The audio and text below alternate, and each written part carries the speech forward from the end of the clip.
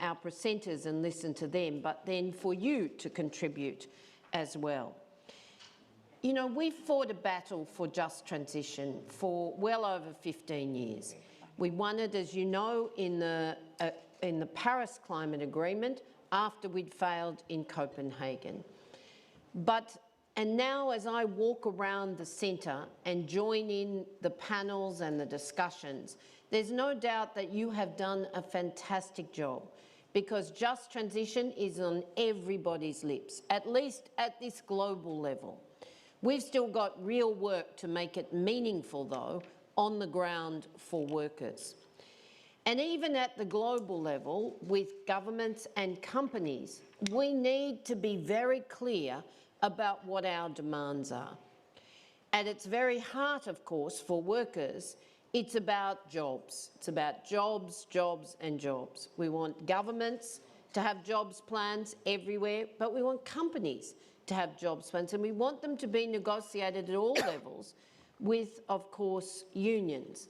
There are other things we want, and you'll probably talk to me about some of those.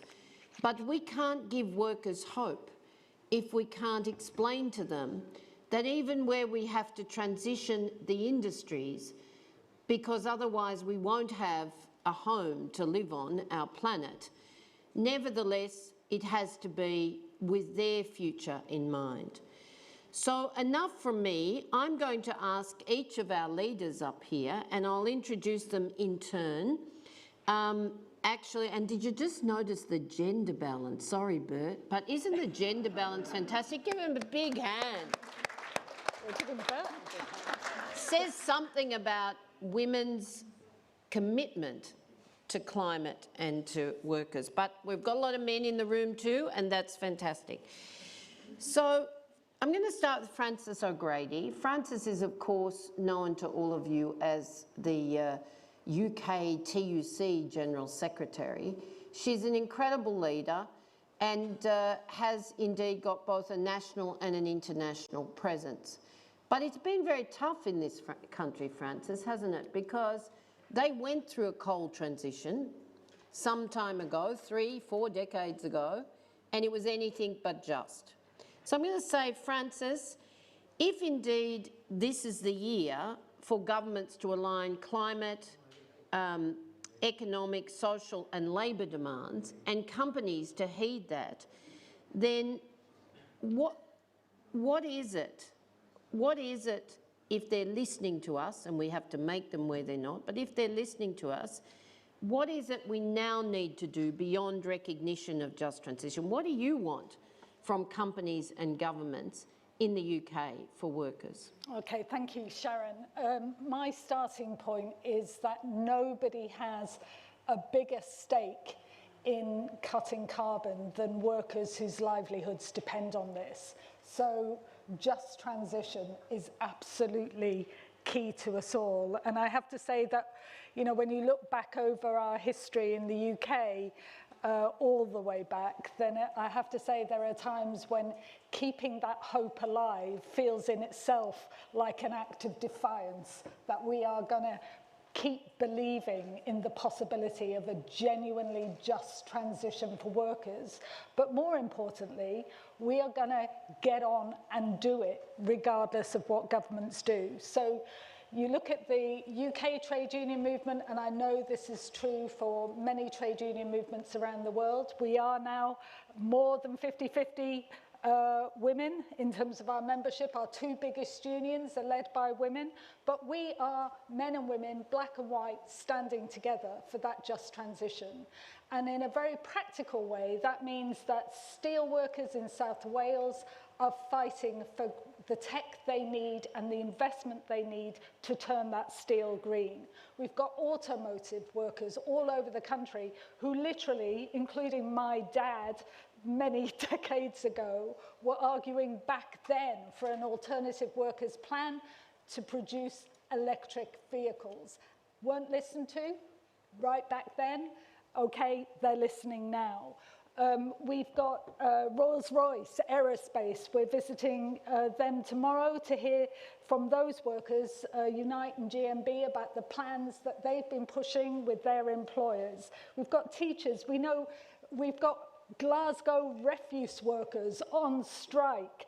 You know, I think they would be described as green jobs, but I tell you, not every green job is a quality job. Those workers deserve fair pay, and they deserve not to have their union rights threatened in terms of challenging their right to take, their democratic right to take strike action in court. So, you know, this is real, this is happening now. We're not waiting for governments, we're doing it now. But nevertheless, what a difference it could make if governments listened to the plans that we want to see put into action. So the TUC set out in great detail an £85 billion investment proposal to government to create nearly 1.25 million jobs over 2 years in the parts of this United Kingdom that need those jobs most desperately. Good jobs, genuinely good unionised jobs on fair pay, decent conditions, whether that's transport, whether it's broadband, whether it's green tech. We've got detailed plans for that. We have yet to get the government to take it up. But more than that, you know, we have got to genuinely think through in real world terms what some of this transition could mean for workers. And, you know, workers are already facing big shocks in terms of their job security, in terms of a change from automation as much as from climate. So we need security in place for workers. We've been arguing for a ready-made short-time working scheme so that we channel support through workers' wage packets and protect jobs through the change that's needed. We've got plans and proposals around skills strategy and a right to retrain. But let me tell you this, when we have so many workers on 0 hours contracts, temporary agency, full self-employment, the right to train or retrain feels like a bit of a pipe dream if you have no security backing you up. And critically, of course, for us, it's also about union rights, because we want a voice and we want seats at the table.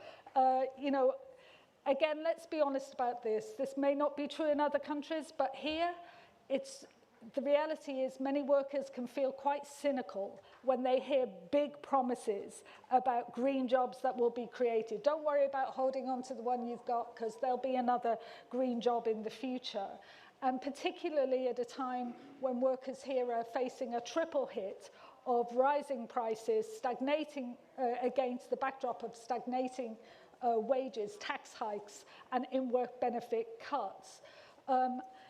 We're part of an international movement, so believe you me, we know that workers are on the front line of this change. And there has to be, I think we have to, as part of this agenda, tackle some of those root causes of inequality and refusal to listen to workers' voice if we're going to get this just transition right. So it's high stakes for us. We believe that a fair and a green alternative is possible and that we have a world to win. Thank you, Sharan.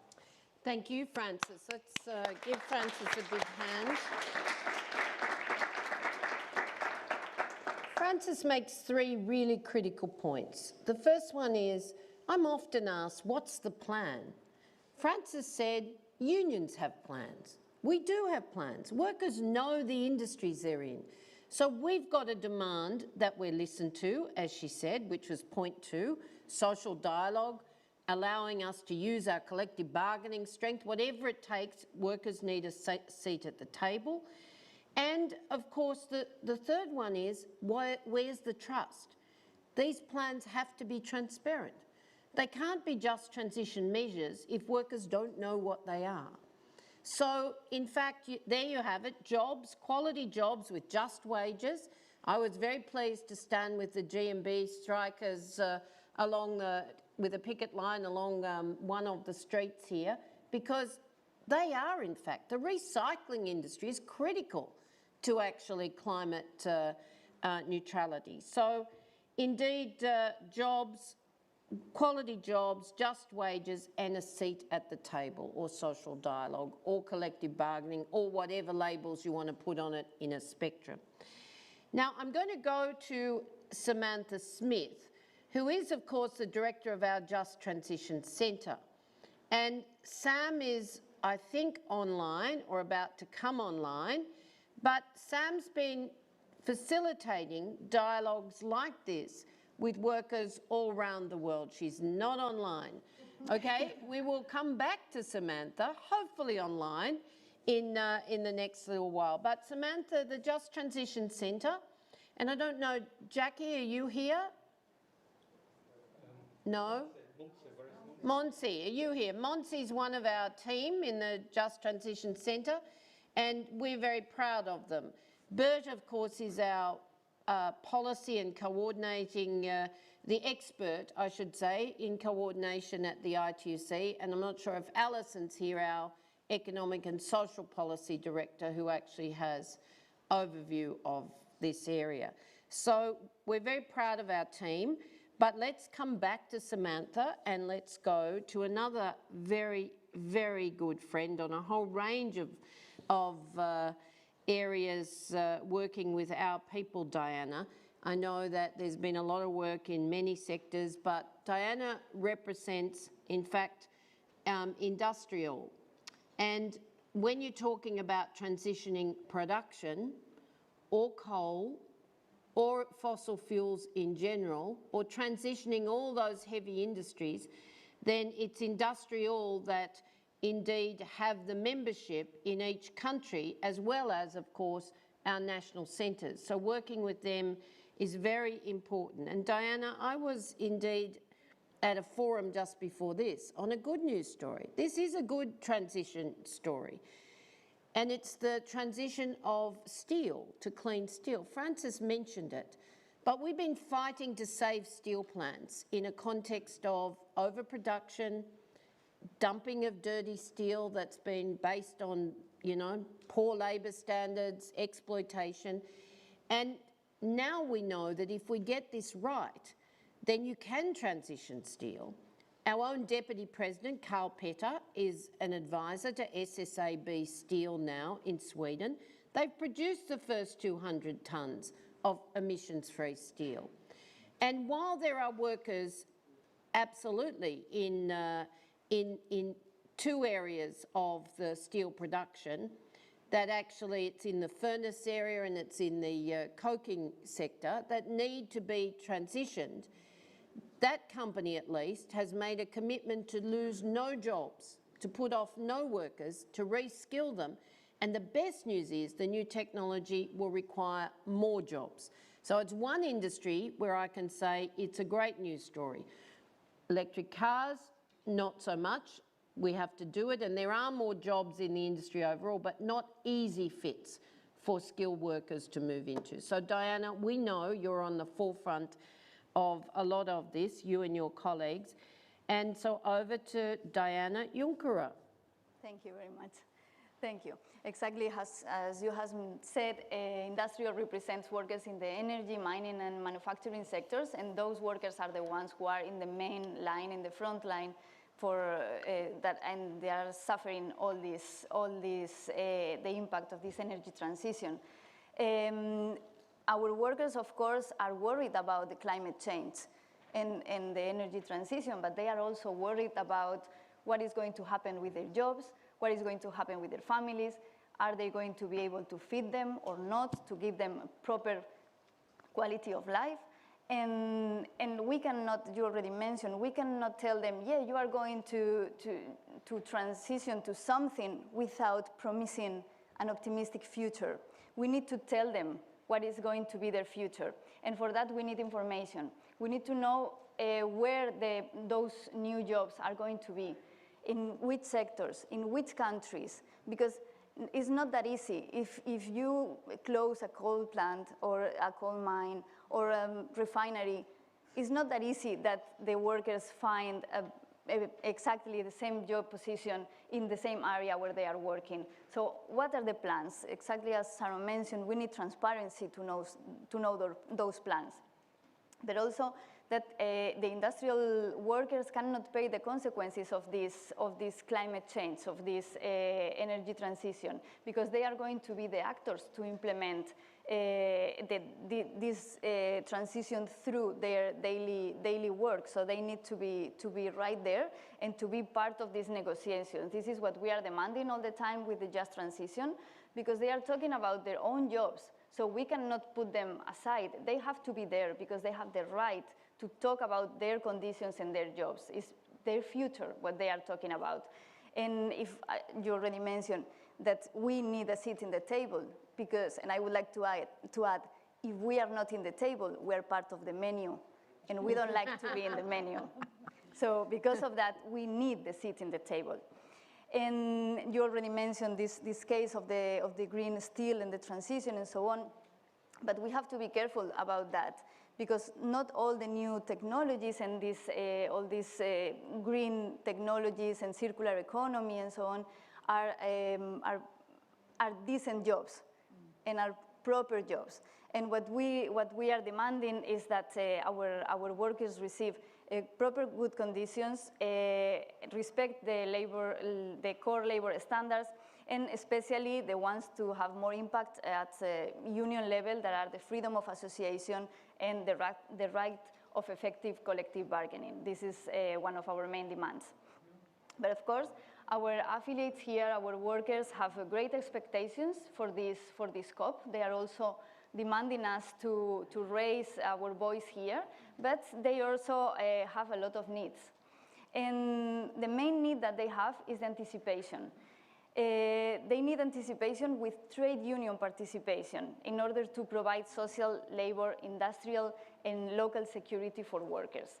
Because they need to ensure that, they need to be sure that these active policies on this just transition are implemented jointly with the measures in order to get the proper energy and industrial transition to mitigate their effects. But the thing is that we are talking about this energy transition. The transition is coming, but also the transition is already here. A part of that is already here. And we need to prepare our workers, our unions, to be ready for that, for when the transition comes to them. Because if you are not ready, if you are not prepared in the moment when the transition arrives to your workplace, to your plant, and if you lose your job at that time, no one will be ready to talk to you later when you already have lost your job. You need to be prepared before in order to be part of this restructuring, because if not, if we are not ready in that moment, in that specific moment, we will lose this battle, and this is what we don't want. We want to win. Another demand that industrial workers are asking is a proper investment and commitment by private and also by public spheres in order to create plans and strategies at national and local levels. We insist a lot that it's really important to focus in national, but also in local and regional level, as well as sectorial. We cannot have a transition plan for everyone, like it's exactly the same for everyone. No, it's not the same for everyone. Actually, each worker is a different worker and have a different needs. So we need something very personalized and at local and regional level, as well as national as well. And this climate crisis, of course, cannot be an excuse for cutting the rights and the austerity measures. The full spectrum of the social programs and protections must be a strength, including the health and welfare, unemployment insurance, pensions, and all above education, re-education, reskilling, and long life learning for all these workers during the entire working life. And they also are demanding the need of a creative labor force adjustment programs in order to achieve a sustainable industrial future. Workers, we cannot forget that the entire supply chain of the different sectors, because workers are not only the main ones, exactly. We have different layers, and we need to go through all these layers. And workers in the supply chain must be as well under the umbrella of the just transition that we are demanding. And the multinational companies and the governments must take the necessary needs in order to cover all them as well. So just to conclude, all these good intentions that we are listening during these days, we need these good intentions to be followed by concrete and very specific actions, because it's time to act now, and our workers cannot wait anymore. Thank you. Thank you, Diana. And we're now going to actually have a visit from Patricia Espinosa. Most of you, here she is. Most of you would know that this is the woman with the real power in this house. Hi, Sharon. And I can tell you, she's actually a fantastic leader, but she's also a friend, and I'm proud to call her a friend. We first met Patricia, for those of you who have been COP goers for as long as I have, and longer, some of you maybe. Then I first met Patricia in Mexico. I think I probably met her in Paris, but I met her, in Copenhagen, but I certainly met her in Mexico, because she had the job then of the climate ambassador who had to pull back the failure of Copenhagen. And there were a whole team of people backing Patricia, a lot of good women, Mary Robinson and others. But you know, despite the big job she had, she went out of her way at every moment to actually say workers mattered. She'd negotiated an agreement with the unions. And if you know the Mexican unions, that's not the easiest job in the world. But I can tell you, every year since then, we touch base 2-3 times a year, and she has never said no to us. She understands that the climate transition is critical. We're in a race against time. But if we don't have just transition, then we don't have the trust to make it possible. So you are always welcome in our house, Patricia, but today, in your busy schedule, we're honoured that you could take a few moments. Thank you. Over to you.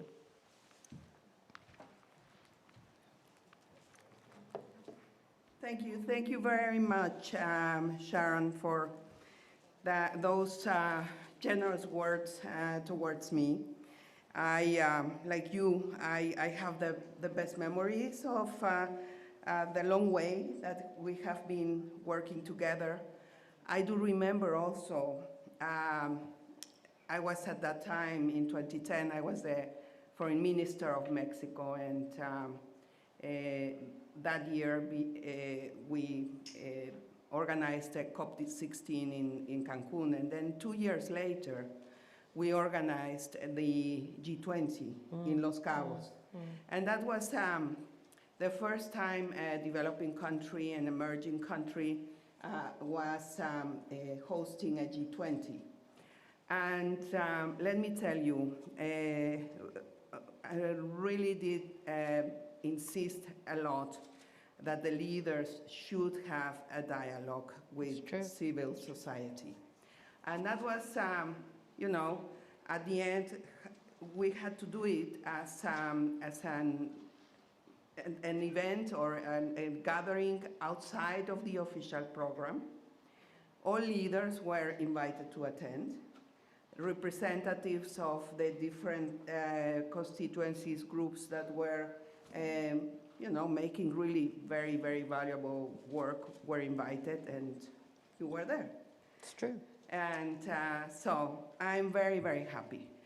It is true, Sharon. First of all, thank you for your friendship, and also for your support towards me personally, but most importantly towards this process, the climate change process. And it is for me always a great, great pleasure to be able to join you and to work with here together to raise awareness and advance discussions among parties and non-party stakeholders on a just transition. As I said in my opening speech to the COP, if we are going to get off our deadly high emissions trajectory, we must make one of the greatest transitions that humanity has ever undertaken.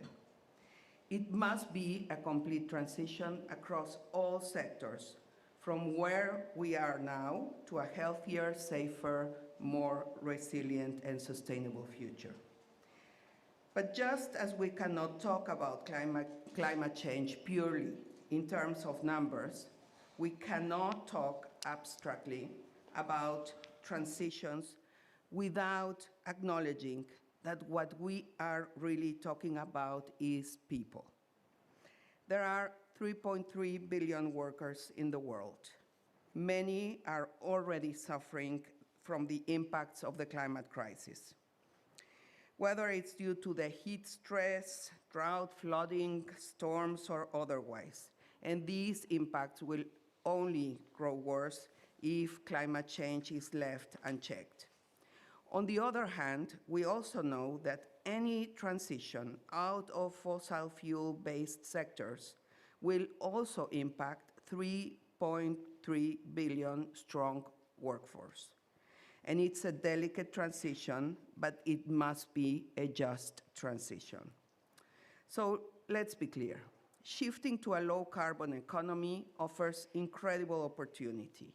One estimated to represent a 26 trillion growth opportunity that could create 65 million new jobs by 2030.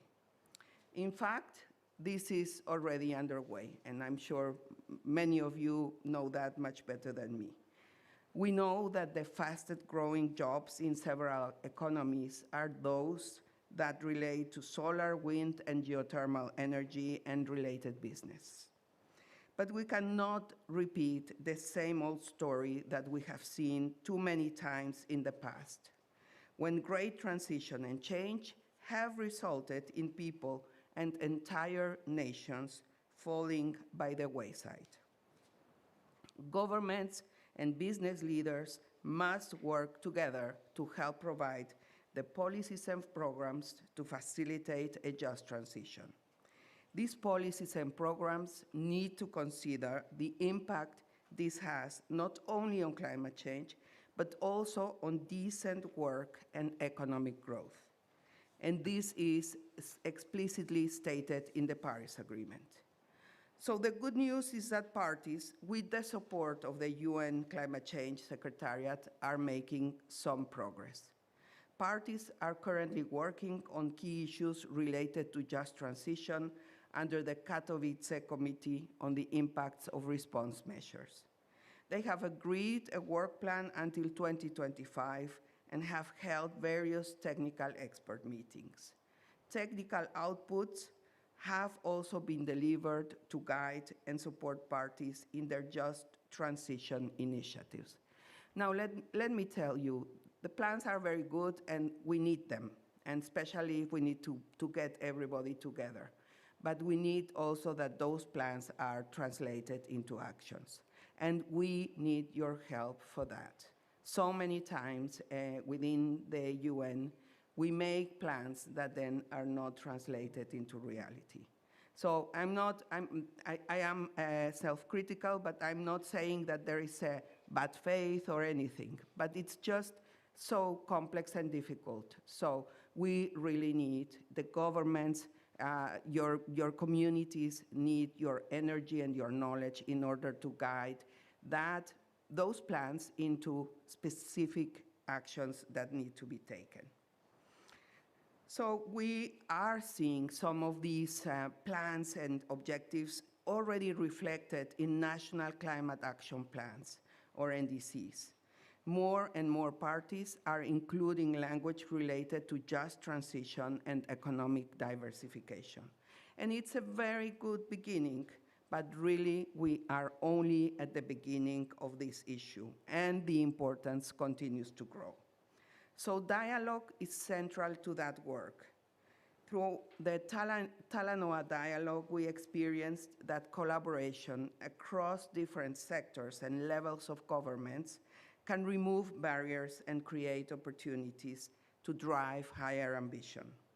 The dialogue continues today, and we are pleased the International Trade Union Confederation will work to raise awareness and advance discussions among parties and non-parties stakeholders on just transition in the coming years. The dialogue will continue with a series of events, both inside and outside of UNFCCC sessions, and will include a variety of stakeholders.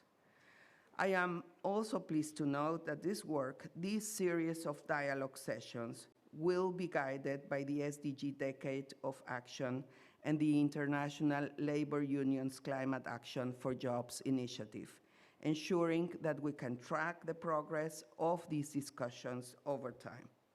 So on behalf of UN Climate Change, I want to reiterate how pleased we are to have you all here. I want to reiterate our willingness to support you in working on the Just Transition agenda. I really look forward to that series of events, and I hope that we can make of this Just Transition agenda an agenda that is continuous, because the transition doesn't mean that it will happen, it's one meeting, one discussion about one specific issue, and then it is done. This is going to be difficult. It will take time, but we don't have time, and that's the big challenge, right? Normally, it takes time. Yes, it will take some time. Our challenge is that we need to get it done in as short time as possible. So thank you, Sharan. Thank you. Thanks to all of you. I apologize coming late. We got confused with the rooms. And I also, maybe you have suffered of the same situation. I'm glad you're confused. And I need to go and join the co-president for a press conference. So please excuse me. Join me in giving Patricia. Come on your feet. This is a woman who stares down government in the interest of climate and just transition. So on your feet, give her a big rousing thank you for the work that she's doing. Thank you, love. You take care and look after yourself. Oh, my. It's okay. One of us has. Okay. Okay, take care. Thank you. Thank you very much. Thank you. Good luck, Patricia. And have a wonderful stay, and for all of us, great conference. Take care.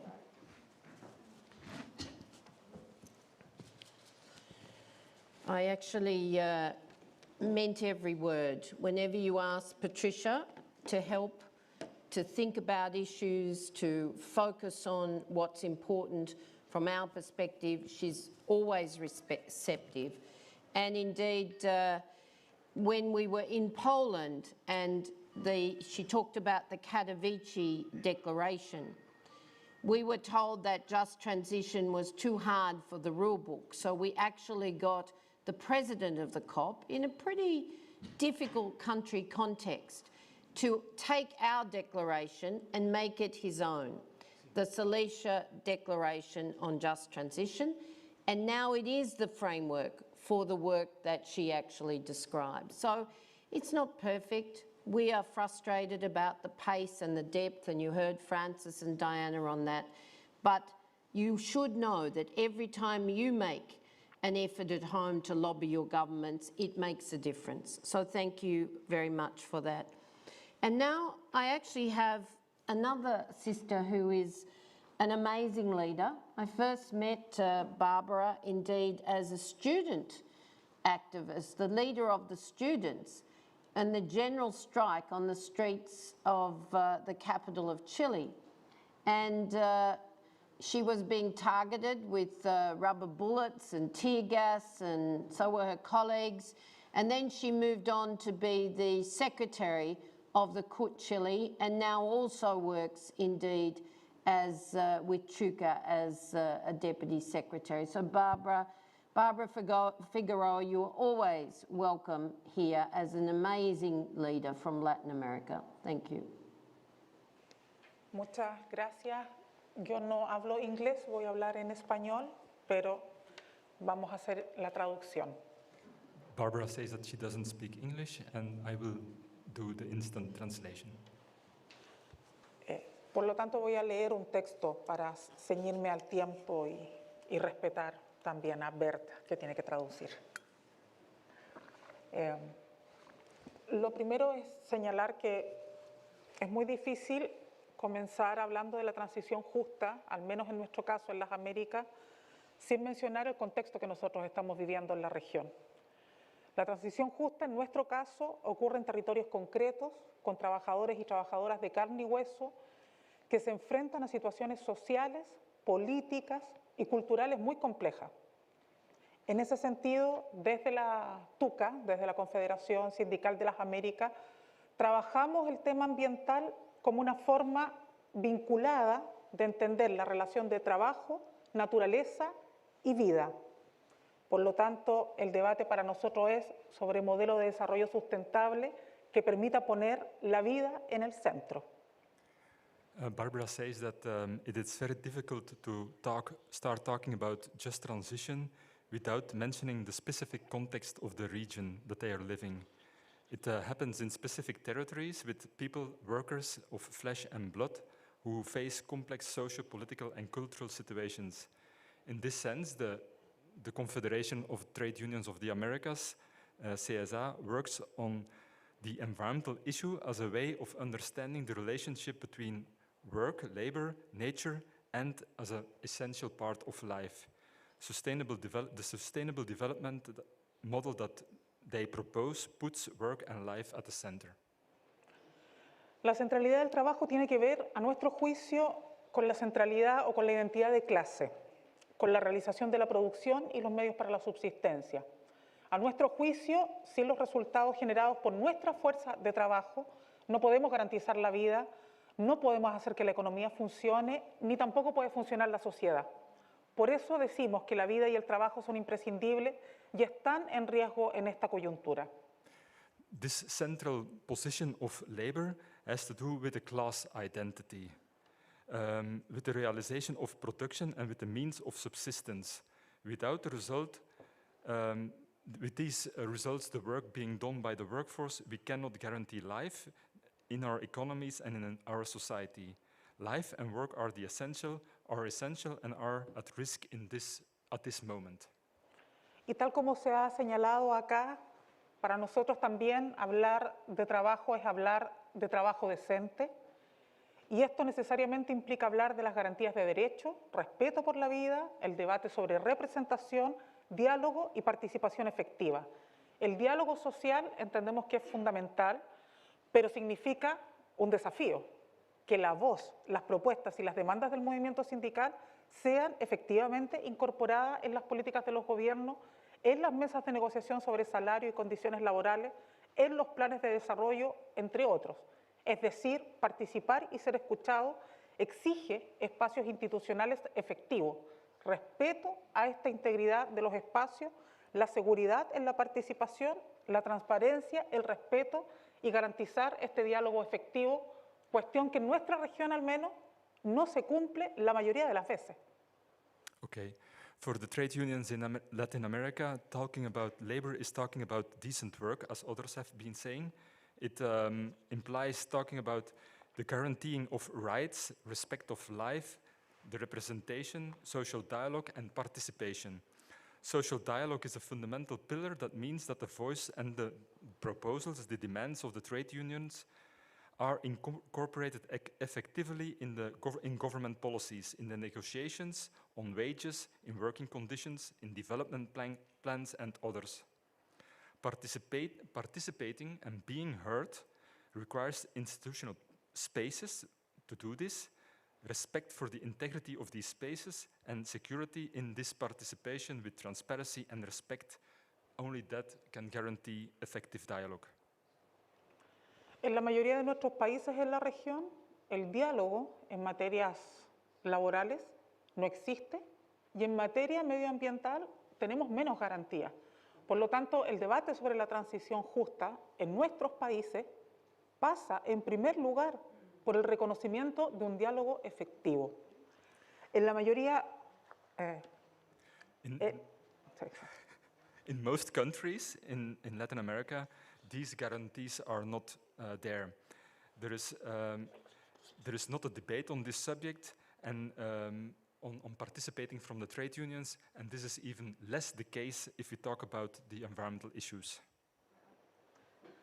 Además, es muy clara la relación en nuestros países entre el ataque a las democracias que hemos vivido y que han violentado incluso los gobiernos legítimamente electos, como ocurrió en su momento en Brasil, como las amenazas que se han vivido en Bolivia, como lo que ocurrió en el caso de Ecuador, lo que ha ocurrido incluso con gobiernos que, diciéndose democráticos, han violentado los derechos humanos, como en mi país, en Chile.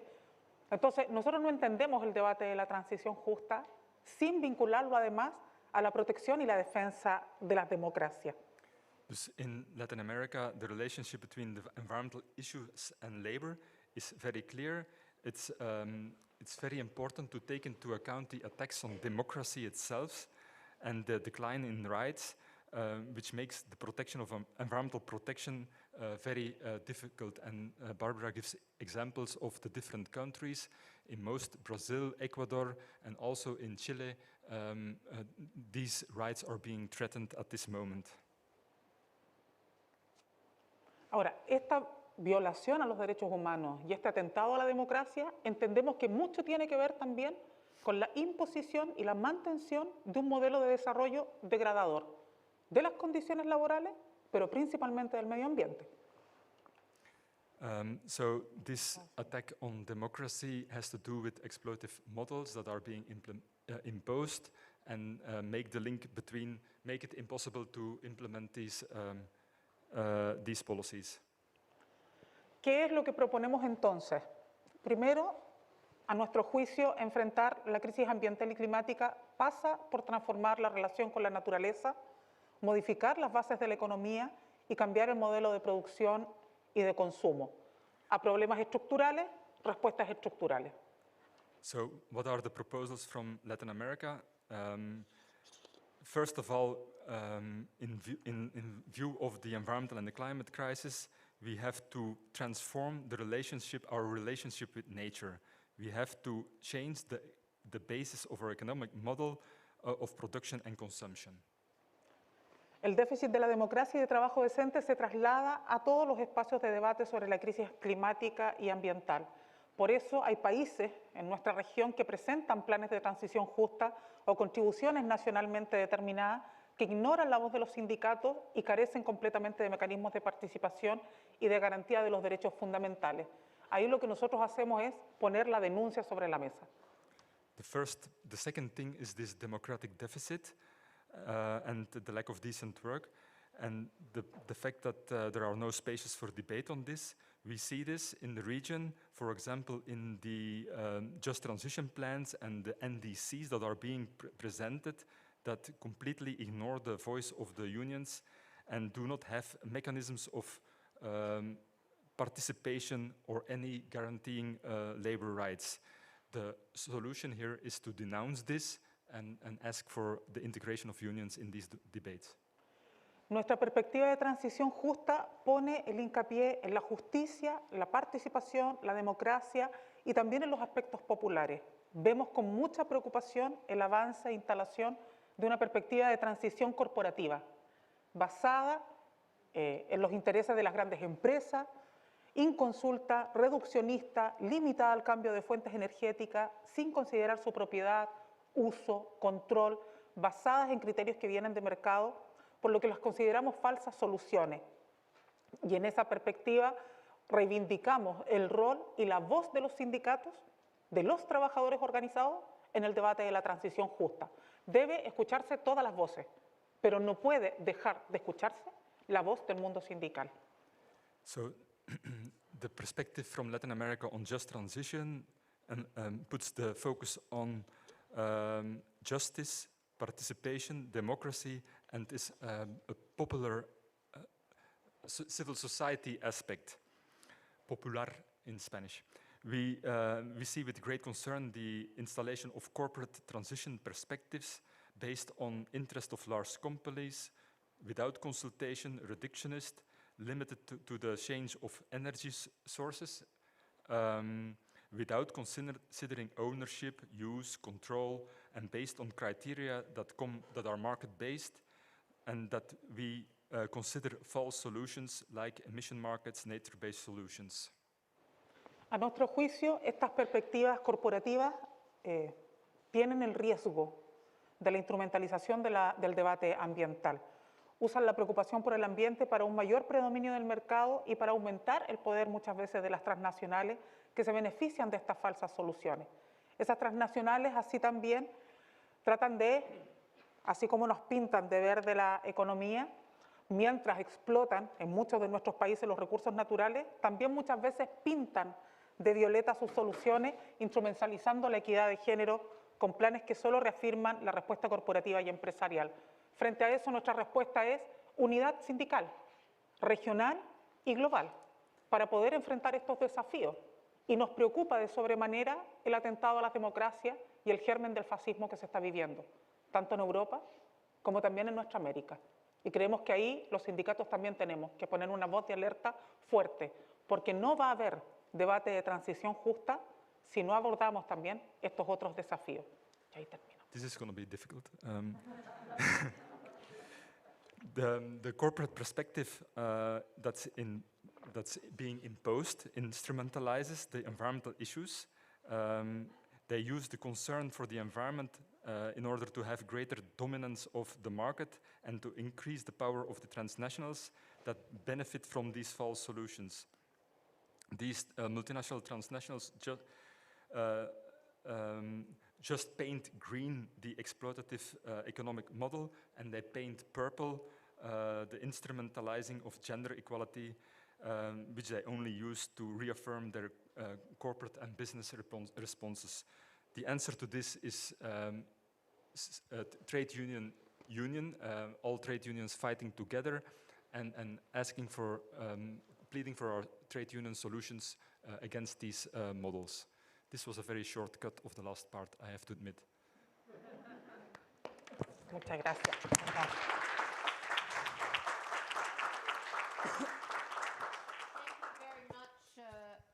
Indeed. Now, we want to leave some time for questions, but I do think Sam is on the line. And Sam, she's on the phone, I understand, yes, because she couldn't get on video. So, Sam, I've been saying that you actually coordinate for us, the Just Transition Centre, and that, you know, it's a big job, but it's really about helping unions at the table develop their plans and their demands in dialogue with companies and indeed governments. Can you just tell us, I know this is not going to do justice to your work, but in 2 minutes, what it is that the centre can provide in support of workers? Yeah, thank you so much, Sharon, and hello, everyone. Very sorry for the technical difficulties. And I just want to give a little shout out to the technical support staff who worked for half an hour to try to get me into the meeting remotely. They have a tough job and we appreciate them. So what the Just Transition Center does is pretty straightforward. We help ITUC affiliates and other unions who are not our affiliates, national federations, unions. We work with sector unions at different levels to get good plans for just transition. And what we can offer is, first of all, advice, best practice from the great work that's being done by unions all over the world on just transition. We also bring together unions that are working on just transition either at the national level, sometimes within a sector with our sisters and brothers in the sector federations, to exchange views, learn from each other, get best practice. And then we help federations and unions set up and design social dialogue where it's not actually happening. So we provide kind of support services, ideas about how to get employers to the table finally, and also government. And I want to say that, of course, you know, this kind of support service for unions really rests on all the work that's going on that you've been hearing about in this session from unions and federations all over the world. I would also say that we're now at the point where we're moving from sort of targets far off in the distance to people starting to lose their jobs, actually, especially in the energy sector, and many times without any kind of real plan for just transition, as our comrade from Latin America was just telling us. So the priority for us now, also in the work that we're doing, is to focus on getting good jobs and social protection in this transition for our members and for people who should be our members. And we're happy to work with trade unions around the world on this. As I said, most of the action right now is in the energy sector, but we're also working with unions and federations in other high-emitting sectors and in high-emitting countries. So I think I'll stop there. Thanks very much for the opportunity to speak a little bit, and I'm looking forward to listening to the rest of the discussion. Okay, thank you, Sam, and thank you and the team for the work that you do. Monsi's here if anyone wants to talk to her. Stand up, Monsi, so people can see you if indeed they don't know you already. And you can talk to Montserrat, but if there are areas where our Just Transition Centre can assist you with either union discussions or indeed facilitating roundtables with government or employers, then let them know. What I want to do now is take a quick message from our sister Peggy, who is indeed not with us today. She will be here on Friday, but Peggy, now I'm going to get the surname wrong. Where is Annabeth? Is not here. She's representing us in the meeting now. So, Bert, how does Peggy say her surname? Peggy Hessen Følsvik? Følsvik, okay. Peggy is the president of indeed LO Norway, and she's the host union for our Just Transition Centre, and we're very grateful to LO Norway for the support they give.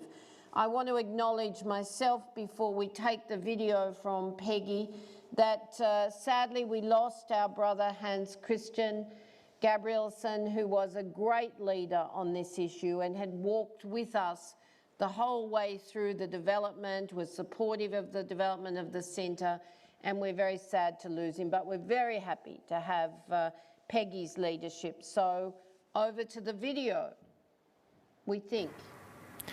Yes. Dear friends and colleagues, it's a privilege to co-host this important side event.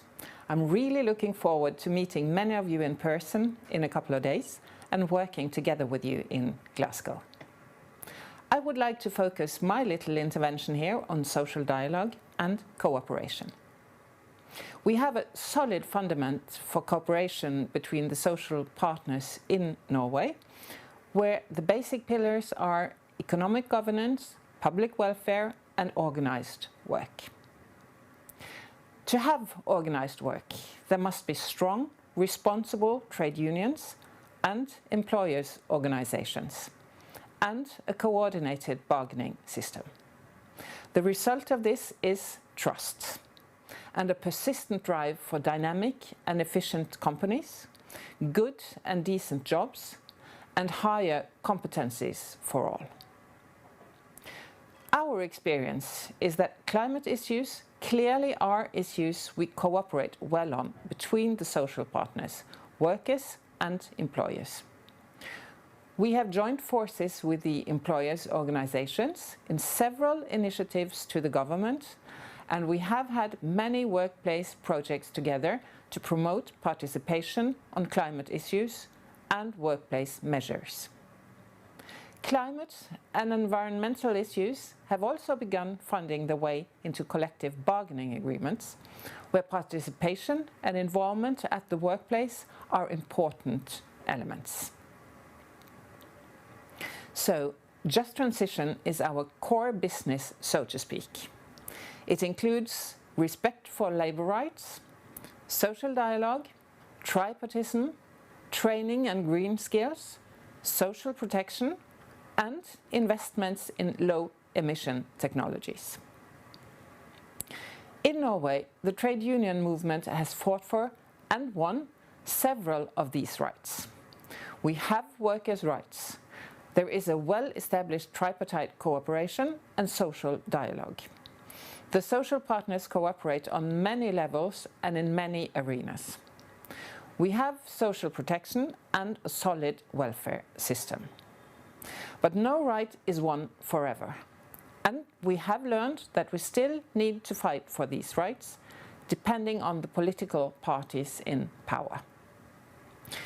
We recently had elections, and just 3 weeks ago, we got a new government in Norway. I am clearly expecting the Labour-led government to step up for climate and for jobs, and I'm happy to say that our agenda for decent work and a just transition to a climate-friendly future now will be high on the new government's agenda. We expect nothing less, and we will do our part. LO Norway's presidents have taken part in several previous COPs, underlining that climate negotiations and agreements are both about us, for us, and needs to be with us. This will be my first COP, and I'm eager to follow up on our strong climate engagements. See you soon in Glasgow. Thank you. Now, wouldn't you all like to live in Norway? Progressive government, a union that has a sound social floor, labour rights, can actually sit at the table with employers. Well, you know, that's what we want for everybody. But that's the fight we're in. We have a few moments if people want to tell me one of two things. One, you want to ask a question of the panellists because I'm sure they're happy to answer. Or two, you want to tell me what is your priority for just transition. You'll probably have 10 priorities, but what's the most urgent priority? What do you want leaders to hear from you here in Glasgow? Yes.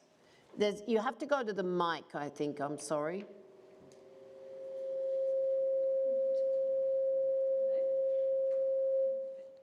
Hi, I'm Barry. I'm from Glasgow, so welcome. Oh, welcome to I'm you. here with 2050 Climate Group, which is Scotland's youth-led climate charity.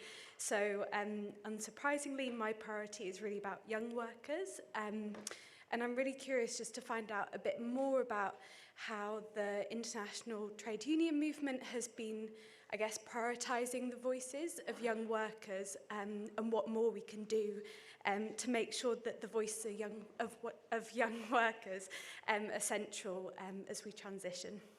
Thank you. Fantastic question. Frances, what are we doing to include young workers in this discussion? We're organising them, and I think that's probably the most important thing we can do, is to support young workers to organise themselves. Because certainly in the UK, young workers are concentrated or ghettoised into very few industries, much more likely to be on 0 hours contracts, much more likely to be on low pay.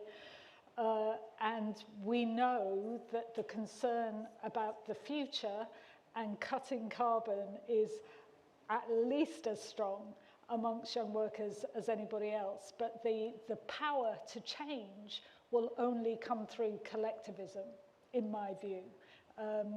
You know, in this country, we've heard the Prime Minister's spokesperson telling us how to load a dishwasher and how we can save the world through consumerism. My belief is that organised labour is a key force to be reckoned with when we are organised, when we are growing. So, you know, there's some great campaigns going on, as I'm sure you will know very well, particularly through the STUC and Better Than Zero and all of that. So, you know, I think we also need to build stronger alliances between organisations so that we understand each other, sometimes even language, but certainly what what we intend to shape a just transition to be, because this isn't something handed down to us. I want us to be the architects, not just the worker bees, if you like. I want us to shape our own future and to take the power that we need to do that. Hear, hear. Let's take another question. Yes.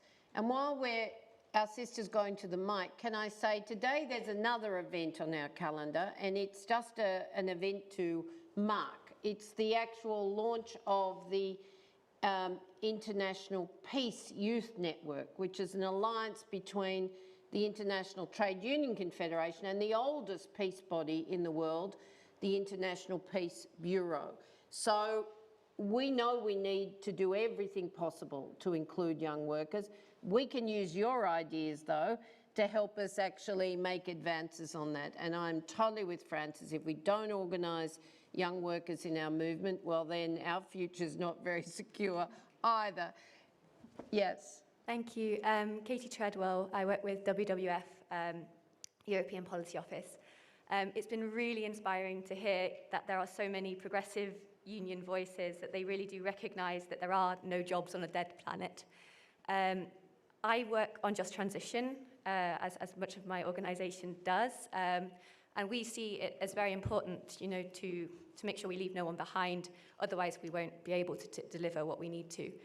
However, we do work with some unions at the national level who aren't always so progressive, and it's been really, as I said, inspiring to hear about the Just Transition Centre and how the unions are supporting each other to also prioritise climate and the need to align with 1.5 so that we can actually secure jobs in the future and access all those opportunities.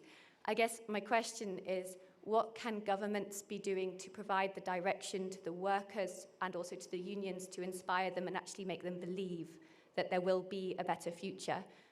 So you talked about security, but could you say a little bit more about how they can really do that so that we do have those 1.5 aligned strategies? Okay, so what's the role of government in this? Diana, do you want to tackle that? What do we want governments to do?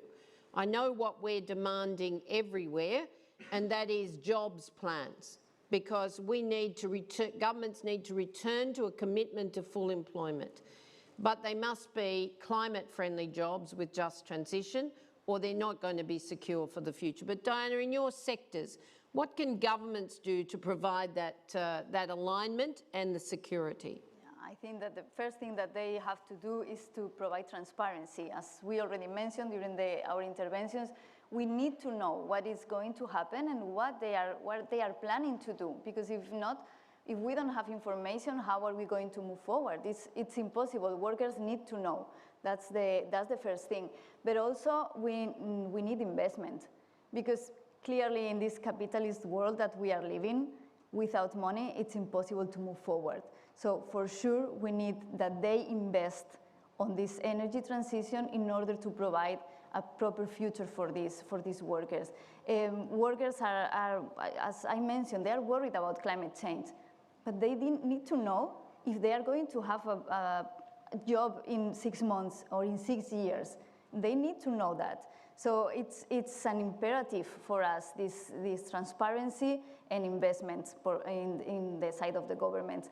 And we also, I don't know, maybe it was in the previous event with the ILO early this morning, about the NDCs of the countries, that out of 170 countries, only 49 has sent their own plans for the just transition, for the energy transition. So only 49, okay, it's fine, but we want much more. It's not enough. It's not enough, of course. It's nowhere near enough. We have work to do. Exactly. Thank you, Diana. And can I say that in the Paris Agreement, when we achieved just transition, it was our own now, Samantha Smith, was working for WWF. And with her leadership and other groups, we were able to secure a commitment to just transition in the agreement. Now we're trying to implement it, but also to human rights. And so we are very, very grateful to the solidarity with WWF. Indeed, we use that phrase, there are no jobs on a dead planet, to have people understand why we needed just transition. And now we say we demand jobs on a living planet. And so that's what our demand from governments and employers is. So do we have another one? Yes.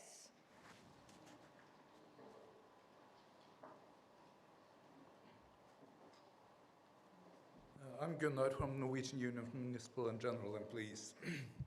We are talking a lot about just transition of energy and heavy industries. But we all know to achieve our goals, we need to change our pattern of consumption, especially among the richest among us.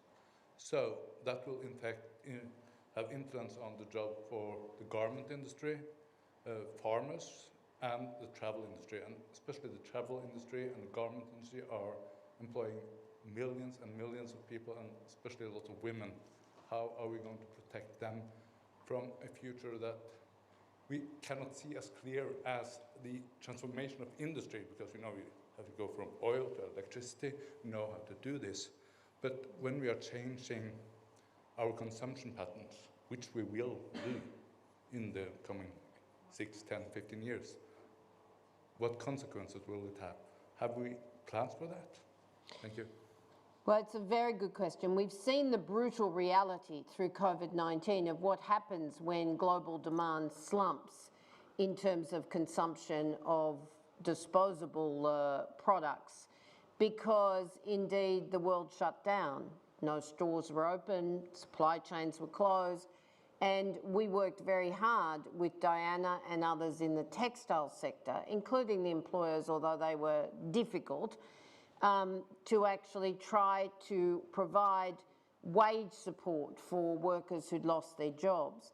But there's another reality, and while climate and technology are entwined, we also use the language just transition for technological change. And just to add to this complexity, then the technological change, including some of the onshoring from 3D printing and so on, which is good news for some unions in some of the developed countries, is not necessarily good news for supply chain. So even though we've been very angry about the exploitative nature of supply chains and the abuse of rights, we know we need to build those economies.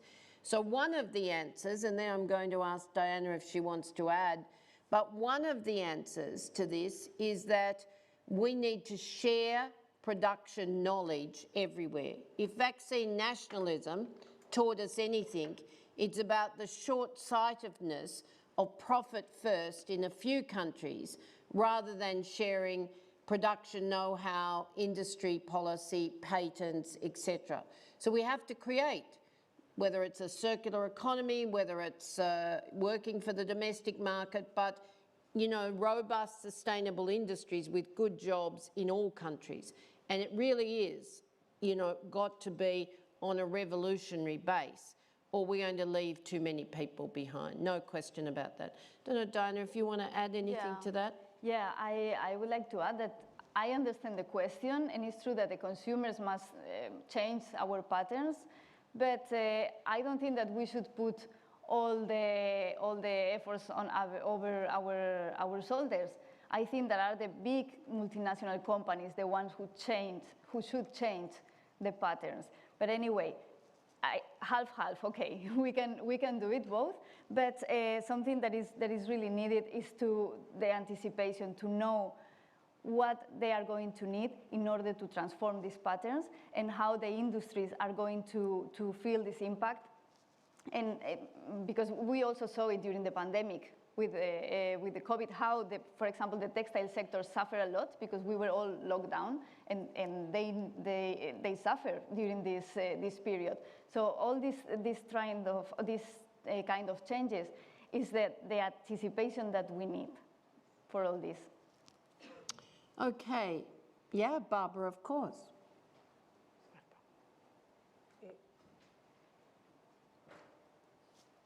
La transformación, al menos desde la mirada de la CCA, la transformación cultural es clave. Nosotros compartimos ese elemento, pero entendemos que eso pasa también por un cambio en el paradigma. Mientras el paradigma sea modelos de desarrollo basados en el control del mercado, es muy difícil hacer los cambios culturales.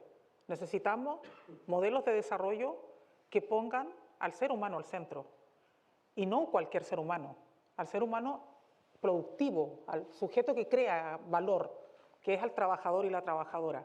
Eso permite cambiar el paradigma y lo vinculo inmediatamente a lo que estaban comentando. Y eso es hacerse cargo de una mirada amplia. No es el trabajo como lo concebíamos hace 2 siglos atrás, es los desafíos de alta informalidad, de trabajadores jóvenes que tienen, por ejemplo, una mirada del trabajo a distancia distinto a la que la tienen trabajadores más tradicionales, es hacernos cargo de las diferencias intratrabajador. Entonces, hacer un cambio de paradigma, que es lo más complejo y lo más difícil, pasa por esta disputa de modelo económico para que entonces también el valor del trabajo y los trabajadores y trabajadoras seamos concebidos en otro debate, no solo en esta contradicción trabajo-medio ambiente, sino que medio ambiente, trabajo, pero un trabajo que hoy día es diverso. Okay. Qué difícil.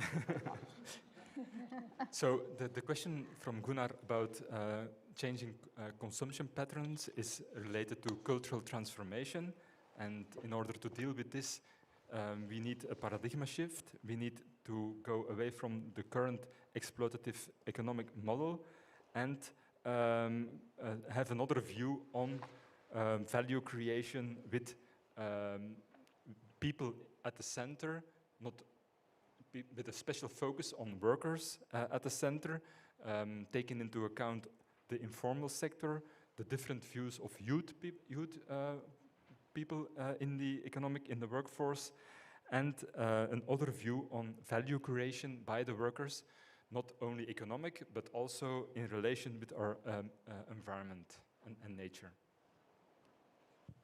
Okay, so we have almost no time left, so I'm going to actually wrap up with an ally of our friends in the AFL-CIO in the US. Do we have any representatives from the AFL here?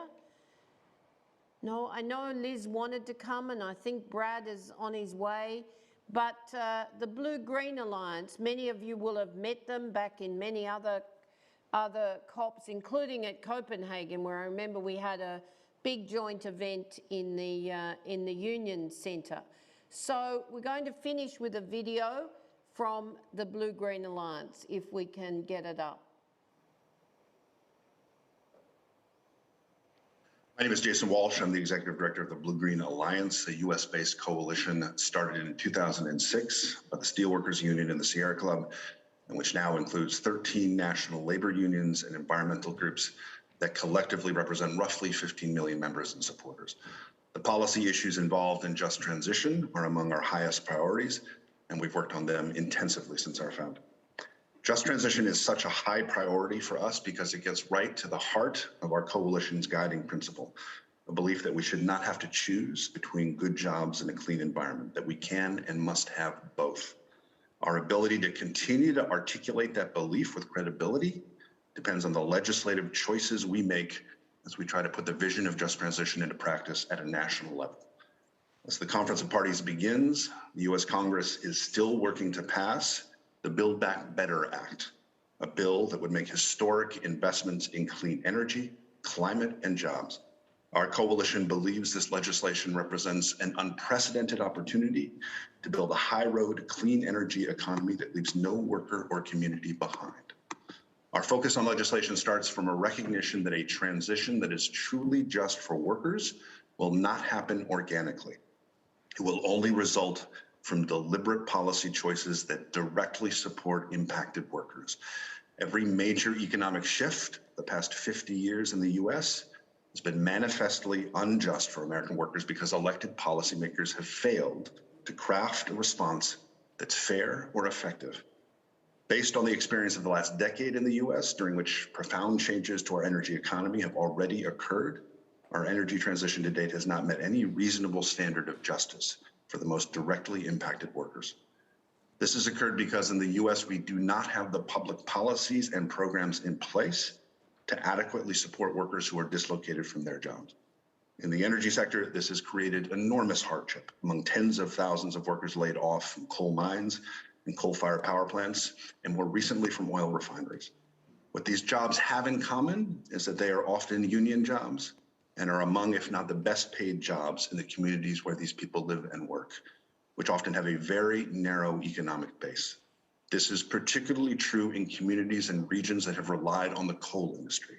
In the US, we often talk about the resource curse as if it only applies to countries in the global South. It applies to us as well. Therefore, successful energy transition will require major investments in economic diversification of fossil fuel reliant communities in order for dislocated fossil workers to have meaningful choices about new jobs and careers. In the absence of such choices, what dislocated energy workers need now is something they don't currently receive from our existing system in the US, a wage replacement and benefits bridge that is long and strong enough to get them not just to any new job, but to a new career that allows them to support their families. Without this bridge, job retraining can be meaningless for these workers because it too often becomes a triage process of finding the shortest term training program that leads to an immediate job. Laid off coal miners have gone through exactly this experience when a wave of coal mine layoffs swept through the Appalachian region of the US in the 20-teens. The training programs that dislocated miners most frequently enrolled in across multiple states and labor markets were programs to gain a commercial driver's license. These workers did not enroll in these training programs because coal miners have some special skill or passion for truck driving. They enrolled in them because they were the shortest term training programs they could complete, typically in 4 to 8 weeks, and get a job that would get them maybe halfway to what they were earning in the mines before their unemployment insurance ran out, which ends after 26 weeks in most US states. And they'd have to choose between training or paying their rent or mortgage. This lived experience of dislocated energy workers illustrates why we are so badly in need of targeted policies and investments to directly support them. Just as importantly, we must also enact policies to ensure that the jobs created in new clean energy sectors are high quality and family sustaining, and that the workers in these sectors can organize into unions without being harassed, intimidated, or fired. And we need policies that target public investment and leverage we'll make it investment. available to everyone. And I'm sorry we couldn't listen to the end of it. I'm conscious we're probably keeping people waiting. But thank you all, and more importantly, thank you for the work you do in all your countries and in all your organisations to actually make just transition possible. So, one more round, what do we want? Just transition. And when do we want it? Now. And thank you to the panel. Ladies and gentlemen, can we please leave the room as soon as possible as we have another meeting starting shortly. Thank you very much.